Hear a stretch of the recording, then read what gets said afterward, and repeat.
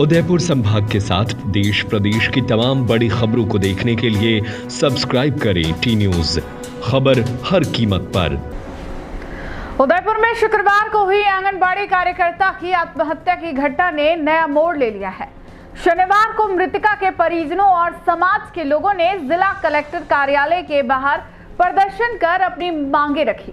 प्रदर्शनकारियों ने सरकार से मुआवजा, परिवार के एक सदस्य को सरकारी नौकरी और दोषियों की गिरफ्तारी की मांग की। आक्रोशित समाज जनों ने स्पष्ट कहा कि यह आत्महत्या नहीं बल्कि प्रशासनिक लापरवाही और पक्षपात का नतीजा है।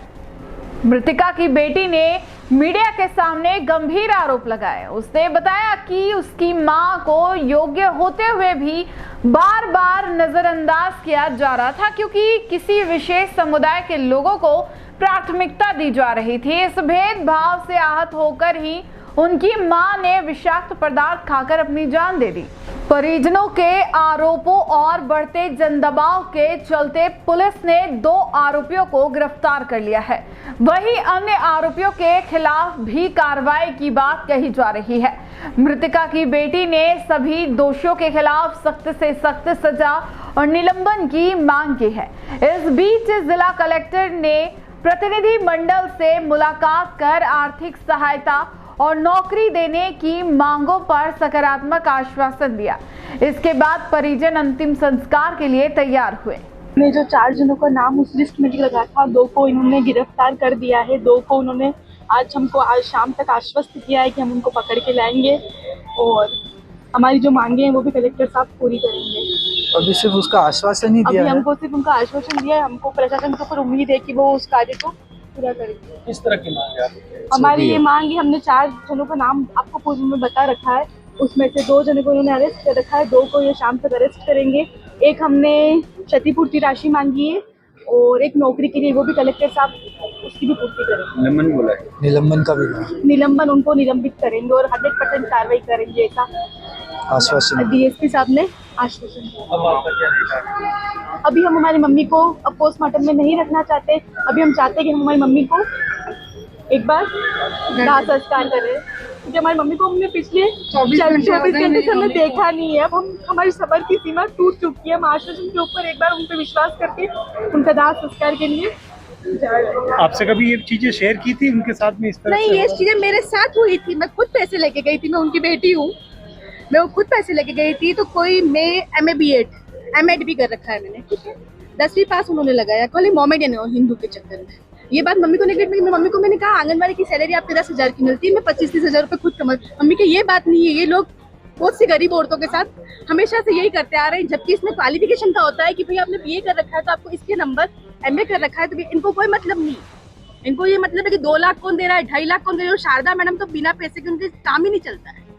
आंगनबाड़ी की जैसे तनख्वाह 8,000 तो उनको 3,000 उसमें से चाहिए। कितने सालों से ये बहुत सालों से चल रहा है। उनके फार्म हाउस, बंगले सब बन गए। जब आप देखोगे ना उनके बंगले, फार्म हाउस, होटल का सुपरवाइजर से इतना कैसा हो। वो PA की वाइफ है, उनपे उन्होंने सब पे नेतागिरी लगा रखा। अभी जो हमारे साथ कार्यकर्ता है उनके फोन कर रही है वो कि तुमको मैं सबको देख लूंगी जो मेरे साथ हो। तो कुछ बहनें हमारी उनसे चली गई जो आई थी।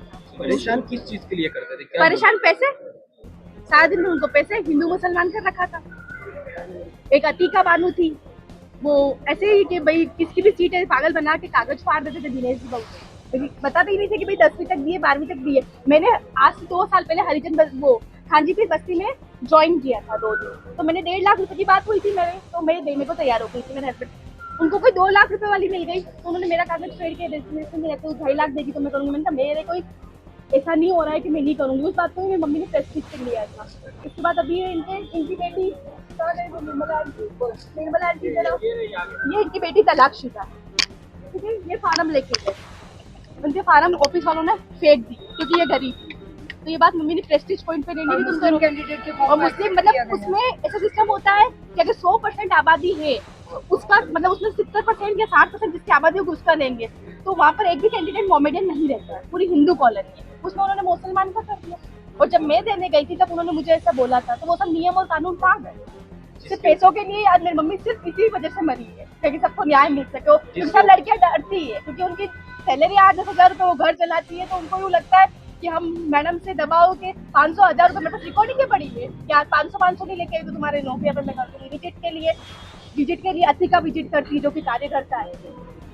जिसके ऊपर आरोप है वो क्या नाम है और पद क्या है उनका? वो जिसके ऊपर आरोप है, एक तो अतिका है वो कार्यकर्ता है, दिनेश जी मीणा है वो बाबूजी है, जया मैडम और शारदा मैडम दोनों बुआ भतीजी है और ये सुपरवाइजर के पद पे। इन्होंने लाखों रुपए की ठगी कर रखी है। अगर आप किसी कार्यकर्ताओं को दबाव से पूछोगे तो वो खुद बता देंगे आपको कि कितने रुपए उन्होंने दे रखे हैं। नहीं तो रिटायर्ड कार्यकर्ता ठीक। आप उनके घर की रिकॉर्डिंग करोगे तो पता चलेगा कितने कार्यकर्ता कितने पैकेट लेके जाते हैं।